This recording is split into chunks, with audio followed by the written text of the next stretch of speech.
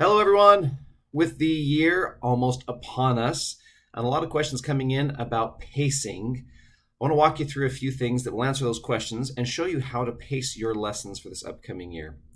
Now, first of all, in previous years, I have provided a pacing guide that looks like this. By popular request, I am providing one again. This pacing guide will have a link each week to the weekly overview. It very helpfully lists the week and the block of scripture for that week. As you hopefully know, we follow the pacing of Come Follow Me. So whatever the Come Follow Me block of scripture is for that week, that's what we teach in seminary. It also includes links to each of the individual seminary lessons. If you click on any of these, it'll take you directly to the lesson, including doctrinal mastery lessons and reviews, and assess your learning experiences. Over here in this column, you see administrative responsibilities that provide just a few reminders of what you want to be thinking about administratively each week as you go throughout teaching. A reminder of recurring tasks. These highlighted boxes in orange are any meetings, conventions, etc., that you are invited to and encouraged to attend, including our fall convention coming up on August 19th, our faculty meetings over Zoom, and our semi-annual seminary student devotional. There's also some call-out boxes here that deal with the doctrinal mastery assessment. At the end of each semester, students participate in a doctrinal mastery assessment experience. Now, unlike previous years where they would fill out a bubble sheet and take a paper assessment, this is now a group learning experience. So rather than use the doctrinal mastery assessment, you use the doctrinal mastery assessment review, and that helps guide the assessment experience that students will have. To do that, you'll want to make sure that you certainly teach these doctrinal mastery lessons throughout the year. In fact, there's a couple that are scheduled for months or for weeks where you may not have had seminary. For example, there's one scheduled August 21st through 27th when most of our classes aren't in session. And so you'll have to find a place where this doctrinal mastery lesson can fill in. For example, September 11th through 17th, you have a doctrinal mastery review. You might choose to teach that doctrinal mastery lesson during this doctrinal mastery review day. So, like I said, I'll provide this pacing guide so that you can see it and have all of the links on it. However, with the updated seminary teacher manual, this pacing guide isn't as needed as it has been previously. So let me show you first how to access that manual. First of all, I think the easiest way to get to the seminary teacher manual is by going to the seminary website, which is seminary.churchofjesuschrist.org. And then right here under course materials, if you click course materials, it'll show you all of the seminary manuals that we have, including the New Testament Seminary Teacher Manual. Now you can also access these manuals just through the Gospel Library on your phone or online by going to Books and Lessons, Seminary, and then here are likewise all of the manuals. So if we click on the New Testament Seminary Teacher Manual, make sure you select that one and not the Student Manual. You'll see that these blocks over here, these follow the Come Follow Me pacing. So for example, many of us will be teaching starting with 1 Corinthians, somewhere in here. So let's say 1 Corinthians 8 through 13. That's the Come Follow Me block for the week. And if you click on this little caret or open it up on your phone, you see there is an overview for the week, which will show you, first of all, an introduction to that block of scripture.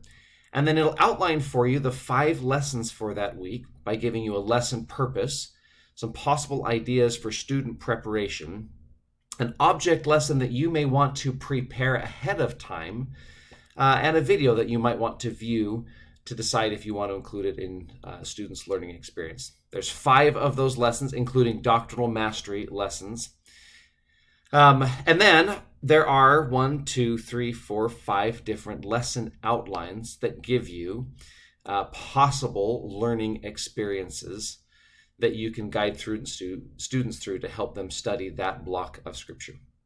Now, you are, of course, entitled to make adjustments to this pacing if you need to, and often you will. You might have a week where you only have 4 days instead of 5 days, and you'll have to decide if you want to skip a lesson, combine lessons, or do something else to adjust the pacing that week.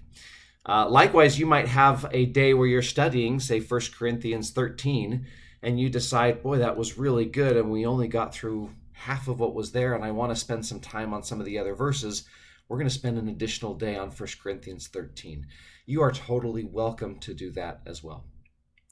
I do want to make sure, though, that I highlight the importance of teaching these doctrinal mastery lessons. You do want to make sure that you do not skip the doctrinal mastery lessons, because at the end of the semester, the student learning review experience will be based on them having those doctrinal mastery lessons.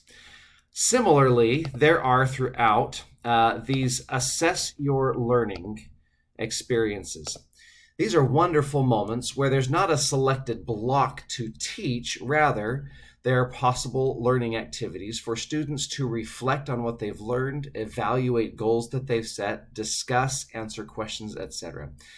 These are often maybe an easy thing to think, well, I'll just skip that.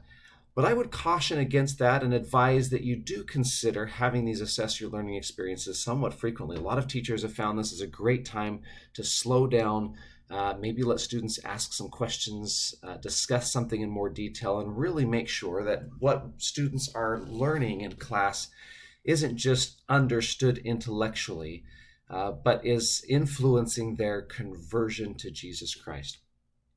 At the bottom of the manual is the appendix, which is where the doctrinal mastery assessments are. Now, because this is the second half of the year, we're dealing with doctrinal mastery assessment number 2. And like I said, previously students would take this assessment individually right here. They would answer the questions, turn it in, and you would correct it and give them back a score. We no longer do that. Instead, we use this doctrinal mastery assessment review to guide an assessment review experience. So you'll make sure that you review all of the doctrinal mastery references and their key phrases and key doctrines. But you don't have to give students an individual test. They can discuss this as a group. And anyone that participates in that doctrinal mastery review experience gets full credit for the assessment for that semester. If a student is unable to attend that experience, if they're absent on that day, then you can give that student this doctrinal mastery assessment to do at home. They're welcome to do it with the help of family members, and then they bring that back to you.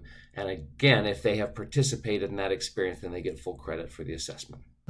So that is the pacing guide and how you might find pacing in the seminary teacher manual. Of course, if you have any questions, need to brainstorm, strategize, please give me a call and let's walk through things together. But hopefully this is helpful. Good luck as you teach this upcoming year.